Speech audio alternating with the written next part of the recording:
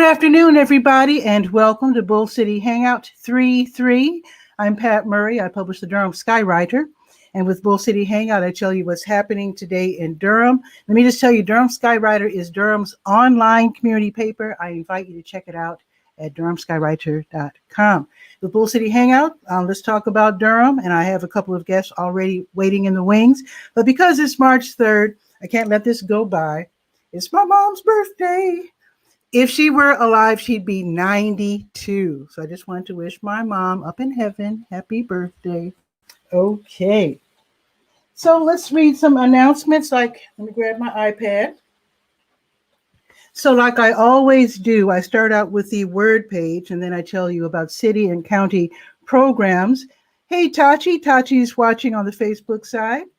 So I always tell you that there are city and county programs to check out. So I just wanted to point out something that just was finalized, I think last night during the city council meeting. So the city of Durham and Durham County, they're putting together some money that they both got from the federal government, $9 million to help people with rent and utilities. Here's the thing. The program's not open just yet. They're finalizing, putting it all together. And thanks, Tachi, for wishing happy birthday to my late mom. And by the way, today's Wednesday, right? Yes. Be sure to check out Media. That's Tachi's show. Mediascope is on at 6 o'clock Eastern. It's all about social media, tech, etc. It's really fun. So be sure to check that out. Okay, so back to what I was saying about the $9 million. So this program is going to help people who are unemployed, okay, people who can't make their rent, can't make their utilities payments, also people who are in danger of becoming homeless, people who have had their pay cut, having trouble paying their bills, and also, and this covers a lot of people I know, people who whose household incomes are at or below 80% of the AMI, which means area median income, which is money to me, $80,000. So again, if you need the help, stay tuned. I will have more information on this great program, which is going to help people in need with their rent and their utilities payments. They'll be opening up the application in mid to late March. So like I said, stay tuned for that. Okay. And now let me mention that the Durham Technical Community College's Small Business Center has free workshops online, of course, and they're really great. I also took the liberty of listing some workshops that are being offered across the state. Hope you don't mind that. So today, we mentioned 4, Marketing Outside the Box, the Art of Virtual Networking. That's going to start at 12:30, so just in a few minutes. That will be from 12:30 until 1:30. These are free, folks. So sign up in advance and definitely check these out. Also today at 1 o'clock, crafting your one-page ask. I'm guessing that's a call to action. That's what I'm guessing that is. And that again is from 1 until 2:30. Also, how to improve your credit score. Something we all need to do. That's from 4 until 5:30 this afternoon. And then later at 5:30, how to define your social media brand as an artist. And Tachi is an artist, by the way. She designs, well, she does a lot of things. She's a professor of communications and social media and journalism, I believe, but she's also an artist. So definitely listen up, Tachi. You can attend even though you're in Florida. Okay, let's see. That's all 4. That last one is going to be from 5:30 until 6:30. Okay, there's a program I need to tell you about. It's called NC Next Gen. Let me scroll down. Whoa. Wait a minute. NC Works, where is it? NC Works Next Gen. Yes. This is for young people ages 17 to 24. For people who are really having trouble getting started with their adult life. Maybe there's a pregnancy, maybe they've been thrown out of the house, maybe they've been laid off, maybe COVID-19, had their hours cut at work, come down to part-time, whatever. So there's an opportunity here for young people. You can't sign yourself up. You have to be recommended by an organization, maybe a church or something like that. But basically, These are for young people. They can get working internships. They can get paid classroom training, job opportunities. And again, this is for people who are really young people who are really having a hard time. You might be homeless. And homeless, in terms of homelessness, that also counts if you're sleeping on someone's couch. You just don't have your own place. So that counts toward homelessness. If you need the help, definitely see if you can get on board with this. It's NC Works Next Gen. All right, now let's go to the health page. It's called To Your Health. And let's see. Now, school starts. This is controversial. A lot of people are upset, but a lot of kids are excited that school will start up again in person on March 15th. That's just in a couple of weeks. So they're opening up the people who are eligible for the COVID-19 vaccines. As you know, it's been the essential workers and people ages 65 and up. And now, as of today, people who are teachers and staff at K-12 schools and childcare. I don't know if they can all get vaccinated before we start, but this is at least a step in the right direction, and at least they can start getting vaccinated. So I think I'm very excited about that because I know a lot of kids, they're depressed being at home for a whole year. I don't think I could have done that. So anyway, let's see. OptumServe. Let's see where OptumServe is today. They have been contracted by the state to administer free COVID-19 tests. I know some people who get tested every week because they go to work every day. So with today being Wednesday, they are at El Centro Hispano until 6, drive-through available. They're at J.J. Henderson Towers, Oldham Towers until 4:30. You don't have to live there, but that's where the tests are being administered. Okay, I think that's it for the health page. Now I'm going to click on the big blue health events button at the top of the page. That's where you hear about the support group meetings, etc. So let's click on that and see what's on the docket for today, with it being March 3rd. The Daughters Concerned for Aging Relatives Support Group, they're meeting right now. They just started. So that's from noon until 1:30. It's online, and they don't mind if you tiptoe in late. It's on Zoom, and you don't literally have to be a daughter, but just someone caring for an aging relative, maybe with dementia, Alzheimer's, etc. Get tips, share tips on caring for older people. Again, that's from noon until 1:30, going on right now. Also today at 5:30, the North Carolina Department of Health and Human Services, they're hosting Cafecito COVID-19 vaccines. This is going to be a talk in Spanish, but I'm telling you, a lot of people are bilingual, but they prefer to get information in their native language. So today, from 5:30 until 6:30, there's going to be a talk. Yasmin Garcia Rico, she's the Director of Hispanic Latino Policy and Strategy with the Department of Health and Human Services. And she'll be talking with Dr. Mandy K. Cohen and Dr. Carlos Risch. He's from the Centro Médico Latino. So this is, again, going to be in Spanish starting at 5:30. The link that you need is right there on the health page. Click on the big blue health event button. Okay, I think that's it for the health page. Let's go to the Let's Go page. The calendar of events. The Haiti Heritage Film Festival continues through Saturday. Very exciting. They have lots of movies, including documentaries, discussions, panel discussions, talks, workshops. So check out the schedule. The list is right there on the Let's Go page. Also, the Nehemiah Christian Center, they're giving away free lunches right now, bag lunches until 1. This is for people in need. They're on Mangum, which is downtown. Okay. And Tachi says that workshop sounds interesting. Actually, yes. Let me put that. I want to put a couple comments on the screen there so that you can see. Boom. There you go. Be sure, again, to check out Mediascope tonight. Okay. Durham from the Heart. That's a weekly series brought to us by the Down Durham Inc. and also Sonic Pie Productions, giving us these wonderful local artists who perform from their homes, which is great. They get paid to do it, they get like a little stipend. And then, of course, we are encouraged to break out our Venmo and give them tips. So today, violinist David Scott Binane, he will be performing from 1 until 2. The link, again, is right there on the Let's Go page. And I recognize him. I think he had a concert at the Durham Center for Senior Life just last week or 2 weeks ago. So he's really good. I've seen him.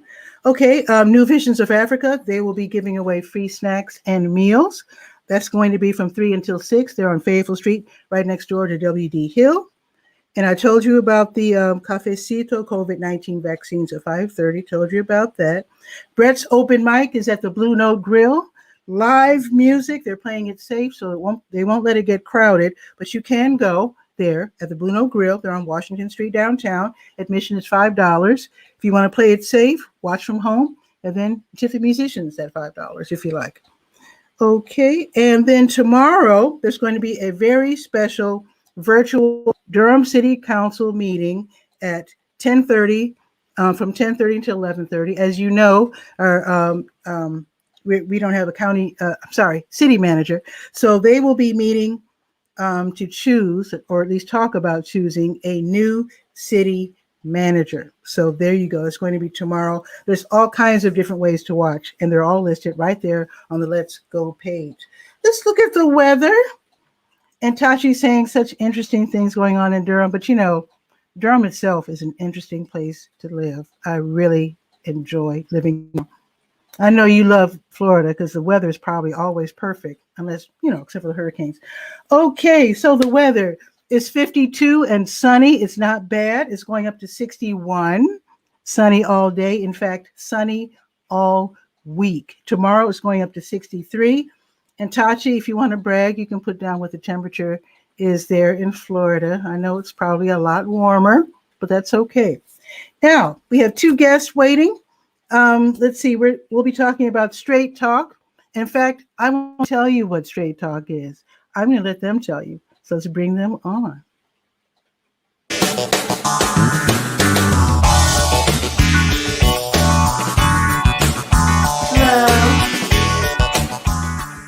Hi, Patty. Thanks. Hey, how are you? We're good.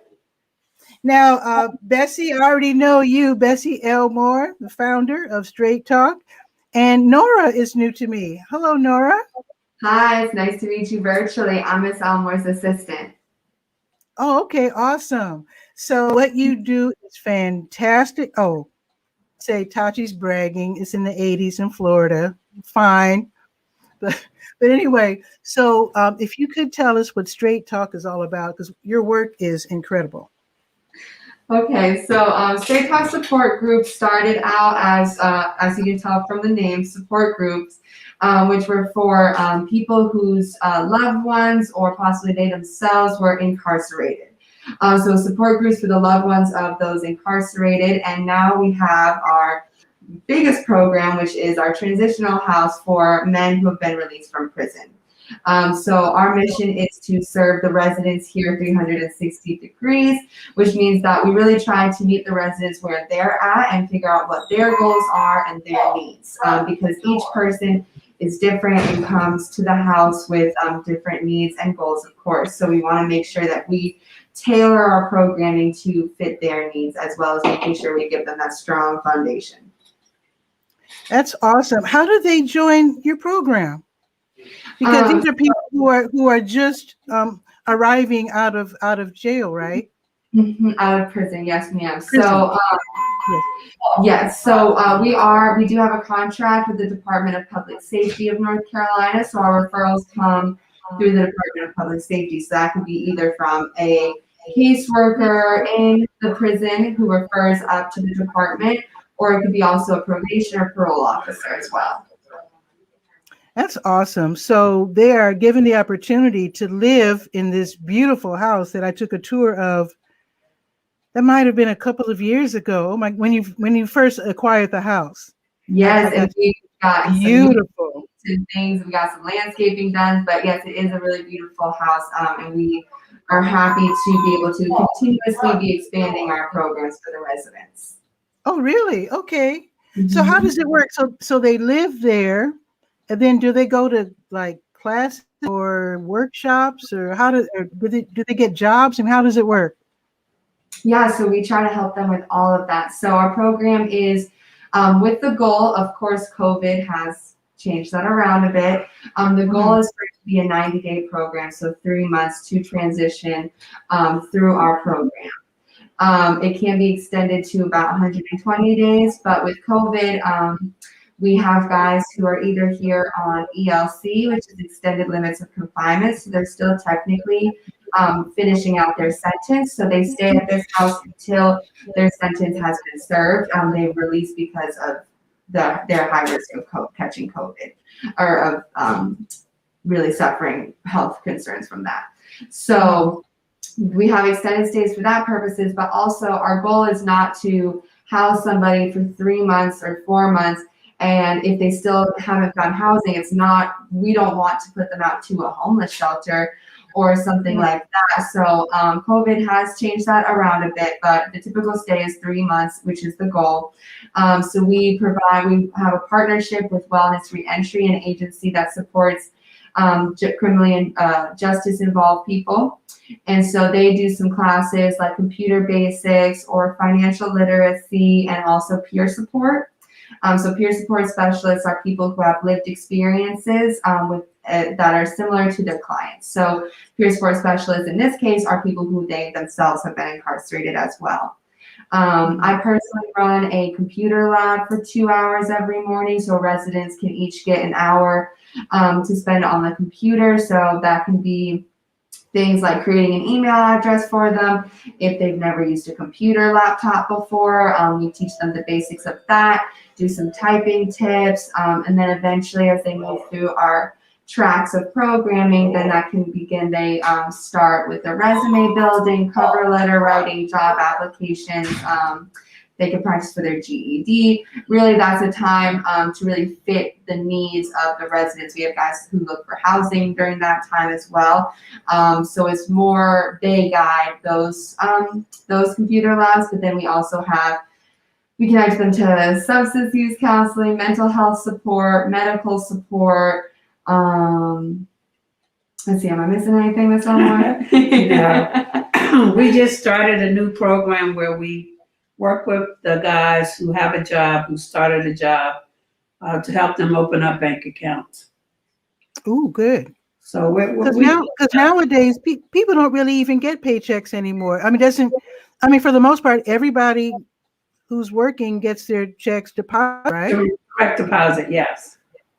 That's good though, because then they could better manage them and know exactly how much they've got and write down their expenses and all that sort of thing. Right. Mm-hmm. Plus, we're in partnership with Wrangler Jeans, so we get jeans every other month. We go down and we pick up 12 to 15 boxes of jeans for the guys. So we have a big clothes closet, and we also share that with our other partners, like the local reentry councils, other transitional houses. Miss Dicker just connected with the new Peace. Is it Peace? Mm-hmm. Like Peace House for the women's, because we also have jeans for women also. So okay. We have partners. We also partnered with Mustard Seed with Miss Thompson, and we're going to get our guys, 10 of our guys, vaccinated this weekend. Oh, good. Okay. So it sounds like they have the same resources available, but that you tailor things according to what each person needs, right? Mm-hmm. Yes. Exactly. Okay. And are you still? We do have an event coming up, and I don't want to miss the opportunity to talk about our event. So Ms. Dicker will talk about our event. Okay. Sure. So the 8th anniversary of Straight Talk Support Group is coming up. It is March 9th. And to celebrate that, we have put together a fundraiser, partnering with a local Durham author, Mr. Tyrone Baker, who wrote A Convict's Perspective, Critiquing Peniology and Inmate Rehabilitation. So it's a virtual event because we want to make sure it's accessible for people and that they feel safe, of course, to participate in this. So we'll start with a book reading from A Convict's Perspective by Mr. Baker, and then it's going to be led into a panel of experts. Miss Bessie Elmore will be on that panel as well. So we have people who have lived experiences, as well as people who are part of the resources available for people who are transitioning. So this event is called the Transition Journey, and we really want to focus on raising awareness and educating about the experience of transitioning from incarceration back into the community, because that transition is something that each person who has been to prison experiences. No matter how long of time you served, this regardless, everyone transitions back into the community, because once you are incarcerated, that experience stays with you for the rest of your life, and there are new barriers that you experience that you didn't experience before incarceration, like having to check off that you were incarcerated with either a misdemeanor or felony for job applications and housing applications, and you can imagine how big of barriers those are to overcome. So the tickets are $25. All of that proceeds go directly to Straight Talk Support Group, as well as the proceeds for A Convict's Perspective for all of February and March. Mr. Baker is donating that to Straight Talk Support Group as well.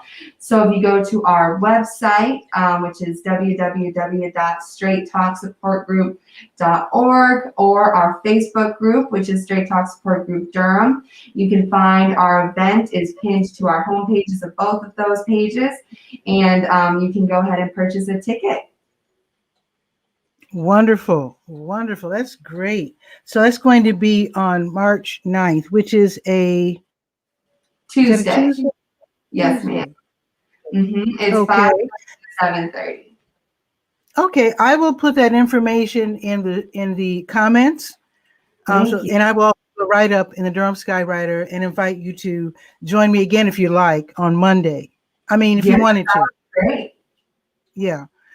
I'm curious though, without you and people like you, what is it like for people coming out of prison? I mean, I attended a series of classes earlier this year, and they said that like 90% of people do get out of prison. People get upset when they see programs like yours. They're like, we're helping them. But they were telling us that the majority of people in prison do get out, and they have to be helped. They have to they're coming back to us, to society. And so we want them to be whole. Right. Something that's really what I have found is key to be helpful for someone to kind of make a successful transition, to be, leading a safe and fulfilling life that is without any illegal activity, is family and social support. That is really helpful for guys and women once they come back into the society, is a strong support system, because as we know, connections and networking is everything. So, if you know somebody who might know an employer or somebody who's willing to vouch for a person, they might not have to worry about checking off that box on a job application, or, just having a place to stay. I mean, that's huge. So if people can go to family members to stay, or like a transitional house, then they, are not sent to a homeless shelter or on the streets, really, because some shelters you can be in their programming. Other shelters you have to be gone during the day and can only return at night to sleep. So that's not really a place that you could, for example, put a mailing address. And if you don't have a mailing address, that's a really big barrier to go. Like I said, for job applications, housing, really anything. If you need to get a state ID mailed somewhere, it's really hard if you don't have a mailing address or somebody who you can trust that you can put their address for. So being able to have housing, whether it's through a program or through some type of social support, as well as in general, social support is really, really helpful for people. I can imagine. So your program is invaluable. And so are you, I know, Bessie, said that there's 11 residents right now. Is that right now? We have 11, but we have the capability of housing 18. Whoa, nice. We have 18 beds. Okay. Are you still taking donations? I know some people were giving you books. Yes. And what do you all need? Let's tell us Oh, what you money, money, books, toiletries, toilet paper, all paper products.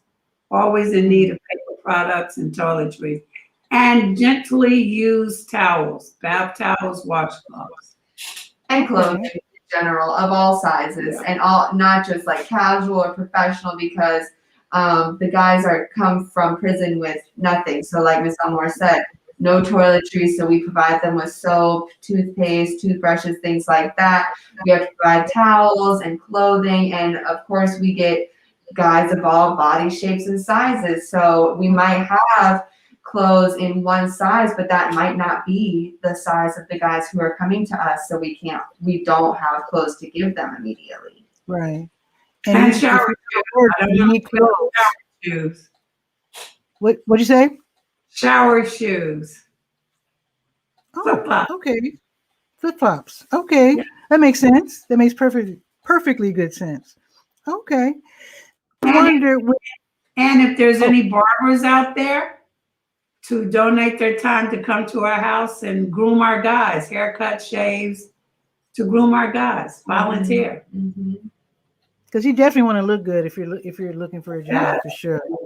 And that's a part of changing your image of yourself, getting you to feel good about who you are and how you look. Actually,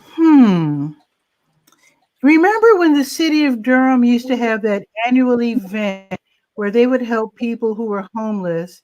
They clean them up and give them all groomed and give them food and clothes and stuff. Remember that event? It's called, they changed the name. I forget what it was. You remember that event, right? Yes, I do. Because maybe you can contact the department of the city that puts on that event and maybe get a couple of names, because there are barbers and other people who volunteer their services for that one event. And since they probably can't do it this year, maybe they want to help you all out. That's true. I will make sure I do that. Yeah, because one of them, I can't remember his name, but he's on Foster. You know what I mean? The barbershop on Foster across from the hotel. Okay. That big hotel downtown. Yeah. Okay. I haven't been downtown in a while, but I'll check it out. I'll look up his name. Okay. Oh, Marvis is here, and Marvis is asking, what are the donation procedures? I did not ask that question. Thank you, Marvis. Well, they can drop stuff off to us on our porch. They can call us to let us know that they're coming. Let me give out our phone number: 984-219-1001. Okay. And if they need a donation letter for tax purposes, we'll be able to give them one. And for monetary donations, there's on our website, there's support buttons all over the place, so you can set up a donation pretty easily. And so that's straight talk supportgroup.org. Awesome. Did you want to give address, or did you want people to go to the website to get the address? No, the address is 1101 North Mangum. Okay. Street. I'm going to put all of this in the details as soon as we're done here.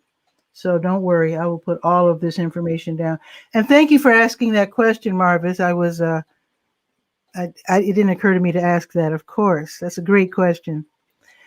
Is there any other way people can help know if you need volunteers or if it's safe to have volunteers because of the pandemic?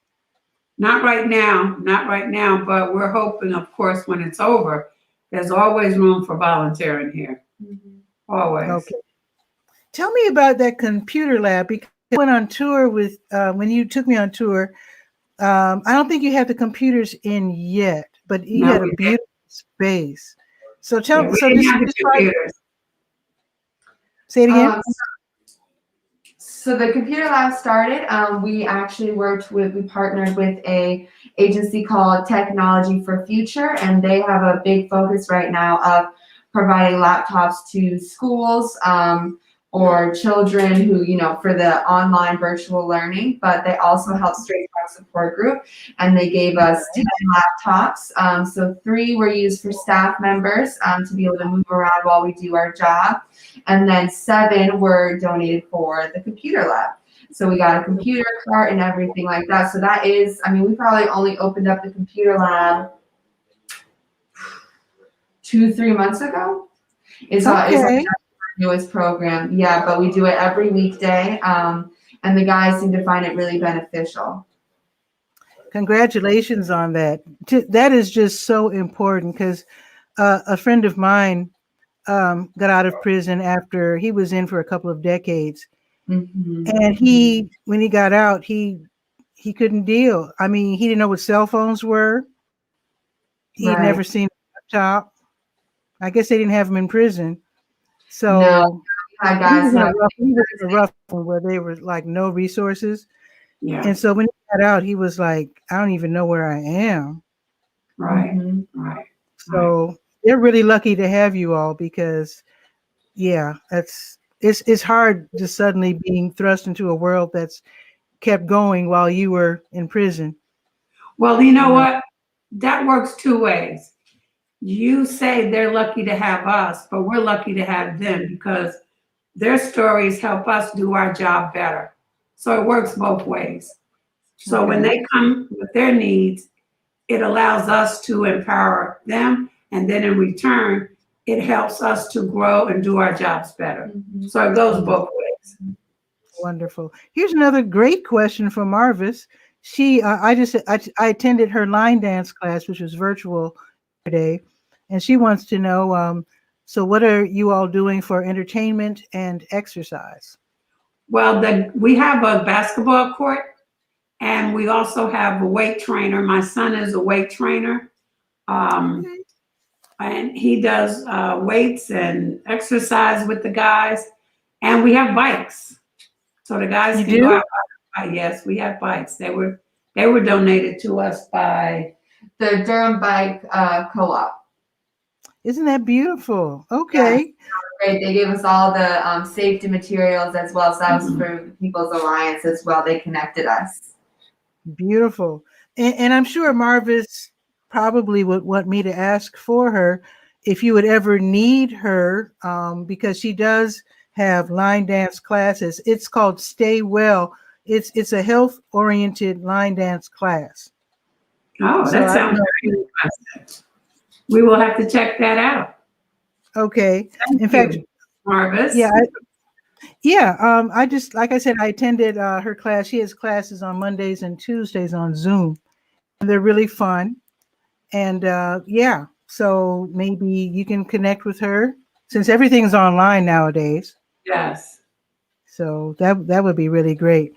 So I know you also have a wonderful, huge, gigantic, very comfortable front porch, and I'm wondering if you're going to make use of that when COVID-19 ends. I was thinking of cookouts and music and stuff.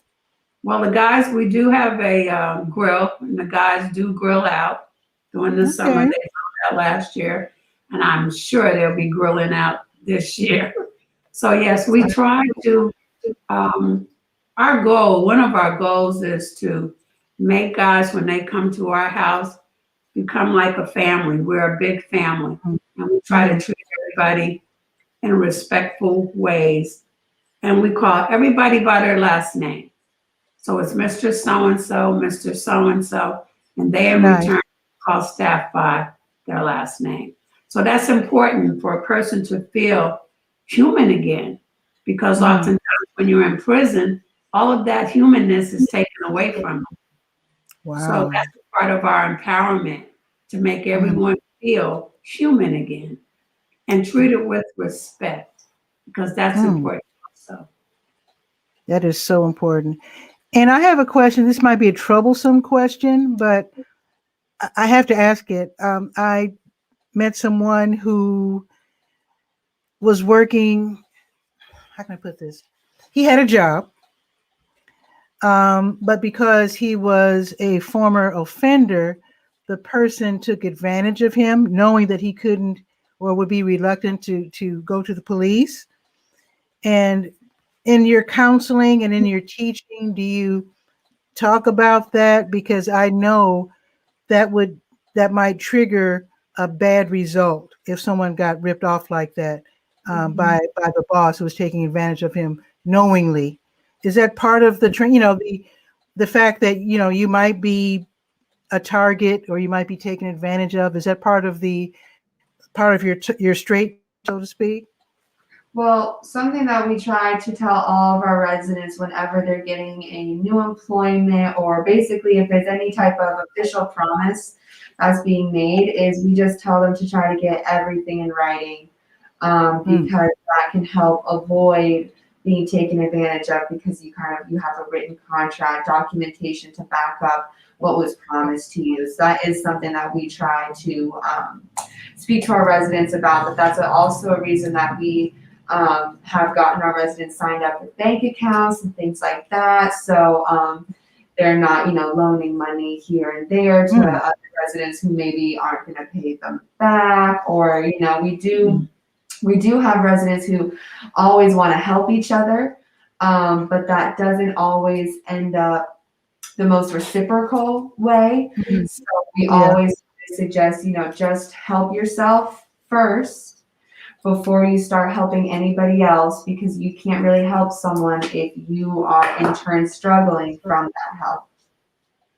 And one of our staff and I work together on this little project we have here called, we have a court, STSG court, where residents, we allow them to run that court. Staff oversees it, but the residents run the court.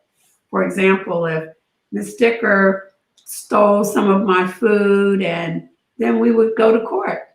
And then Ms. Dicker would have to confess up, and all the residents have opportunity to speak. So I'm very proud of that.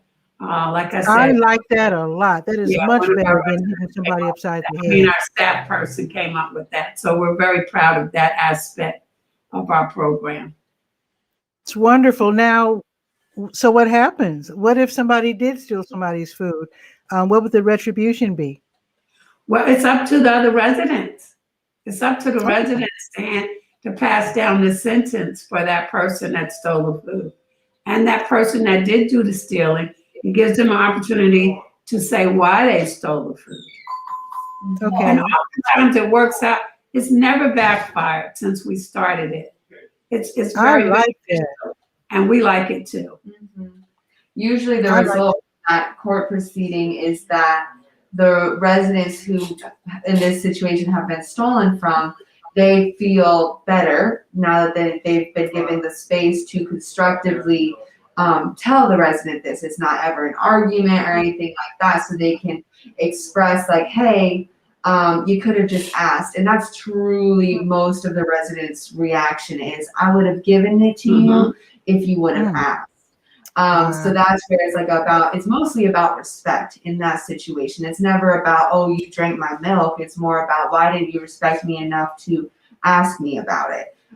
So then once the residents get to voice their complaints, the resident who is being held against on court, they get to explain themselves as well. And it usually ends up in an apology and acknowledging that they could have just asked, or whatever the situation may be.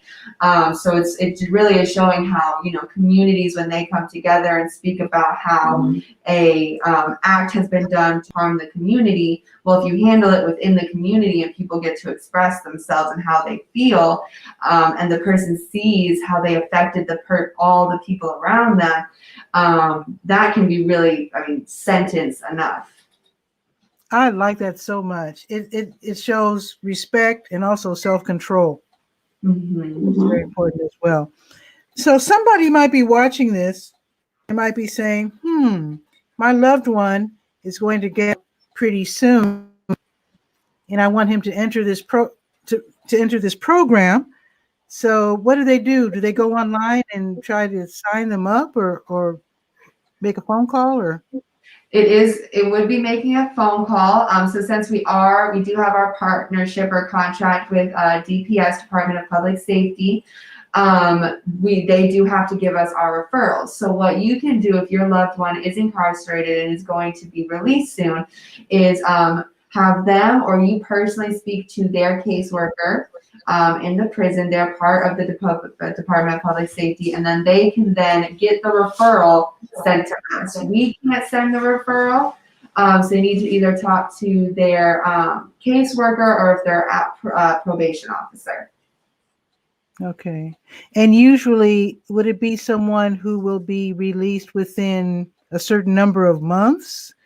And so they prepared to join you, or do they have to do something to show that they're worthy or ready for you, for your program, or what?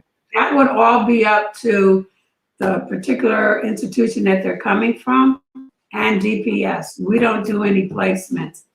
DPS does all the placements. We don't do any placements. And the only placement, the only people we cannot accept at our house is a sex offender. Mm-hmm. We're right across from the school, so we can't accept any sex offenders. Right. Okay. Okay. That's really, really good to know. Well, I really appreciate both of you joining today on Bull City Hangout, and you're welcome to join me again on Monday. And in fact, if you want to have a full formal interview, I do that on Sundays at 7 p.m. Eastern, where the whole time is given to you, as opposed to my reading announcements, preceding the interview like I did today. So just let me know if you ever want to come on a Sunday evening. And it would be, I don't know if it would be a good idea to have one of your residents or not. I guess that would be up to you, but I think it might be inspirational if it's within. A lot of our residents have already signed media releases. Oh. So if they want to, we would put it out there. If they have signed that media release, that wouldn't be an issue. Good to know. Okay, Yeah. well, let's talk about that. And I will put the information about the next Tuesday's fundraiser. I will list your address and I will list your phone number as well and your website. Okay. Yes, thank you so much. And the fundraiser is called The Transition Journey, and we think it's going to be really educational to raise awareness on the experience of a transitioning from incarceration to back to the community. Wonderful. Thanks again for Bull City Hangout. I really appreciate it. Well, thank you for having us. Sure. Okay, Good take day. care. All right, Bye-bye. bye-bye. That was awesome. Wow. StraightTalkSupportGroup.org. I will put all that information in the notes, the show notes. And with that, I guess that's pretty much it. It is going up to 61. I'd like to head outside and see what's going on out there. Maybe feed the bird dishes, the bird seeders, whatever you call them, bird feeders. Anyway, I'm going to go out and do that and also enjoy some sun. You should probably do the same. Now, tomorrow is going to be, in fact, it's going to be sunny all week. It's going to be 63. In fact, let me see what it's going to be the rest of the week, because I think it's going to be pretty nice. So 63 tomorrow. Oh, 54 Friday. Still not bad. 50 Saturday, 50 Sunday, 55 Monday, then back up to 64. It's going to be in the 70s next week. Oh, my God. Okay, you can't get better than that. I swear. Okay, that is it for me. I'm going to get back to work and also enjoy some time outside. You should do the same because it's beautiful out. I will see you tomorrow at noon. If you want to be on Bull City Hangout, feel free. I usually put the link up for anybody to drop in. I did not put the link up today because I had invited guests, but for the most part, it's a free-for-all. You can just hop. Also, again, TV Skywriters on Sundays, and that's at 7 p.m. Eastern. You don't have to be in or from Durham to be on either show. So with that, have a beautiful day. See you tomorrow at noon. Ciao for now.